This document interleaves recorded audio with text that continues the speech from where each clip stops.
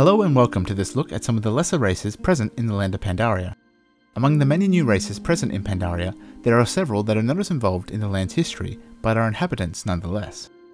Throughout their journeys through this new and undiscovered land, adventurers will encounter these new races of creatures numerous times, whether as friends or foes.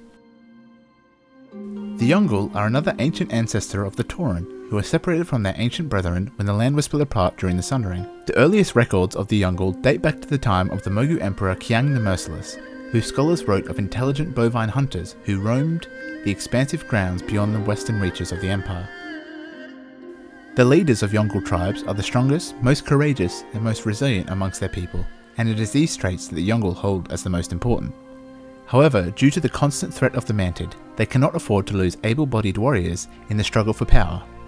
When any dispute arises, the Yaungol fight with blunted weapons until one of them surrenders or loses consciousness. New leaders are chosen through this ritual combat, and any Yaungol who becomes chief of his tribe must plant his family banner and fight any who would dare challenge his authority. After the Sundering, the ancient Yaungol were trapped in the Townlong Steppes with a newly formed ocean on one side and a great serpent spine wall on the other. The Yaungol had to adapt to their new surroundings, making use of the local supplies of oil and developing into an aggressive culture to survive in this harsh new land. Burning oil has become a cornerstone of Yaungol warfare, and it can be more deadly than magic, scorching foes, burning through cover of trees, and even pushing back a terrible Mantid assault. Yaungol remain constantly on the move, establishing short-lived fire camps in areas with an abundance of resources before moving on. The location of these camps is at the complete discretion of the tribe chieftain. In recent times, as the Mantid swarm has escalated dramatically, they have forced the Yaungol out of the Townlong Steppes. With much difficulty, the Yaungol have begun to break through the northern serpent spine into the Kunlai summit. There they have set up new settlements and battle against any who dare face them.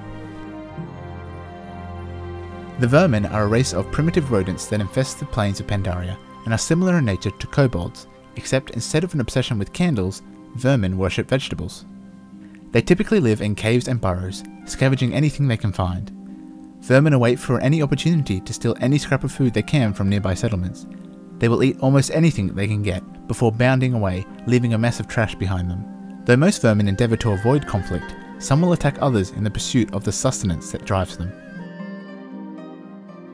The vermin have an unhealthy love for vegetables, especially carrots. They will do whatever they can to steal fruits and vegetables, and often end up using them in very unorthodox ways, such as turning watermelons into toy boats. There is, however, one vegetable which vermin hate, being the turnip.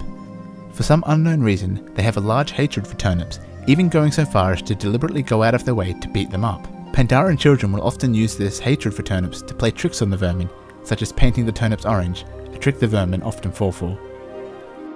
Currently, the vermin inhabit much of the Valley of the Four Winds, which is the verdant farmland of Pandaria, and they have even managed to infest the grain stores of the Stormstout Brewery.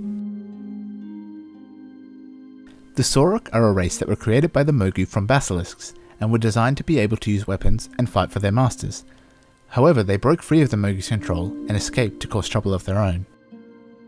The Saurok have developed a culture of superiority and hatred for weakness due to the nature of their Mogu masters.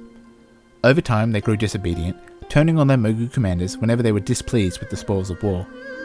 To deal with this potential uprising, the Mogu Emperor Dojan ordered that all souls be ripped from every living Saurok, first those in the Vale of Eternal Blossoms, later moving on to those stationed in the field. This was known as the Great Purge. The Saurok stood their ground in the Krasarang Wilds, where the unfamiliar land gave them advantage over the Mogu. As the Mogu death toll rose, the enraged Emperor Dojan continued to send more troops and supplies to eradicate the Saurok, though he was never successful. His successor, Dojan II, was driven to the point of madness to finish his father's work, leaving the Mogu court in disarray.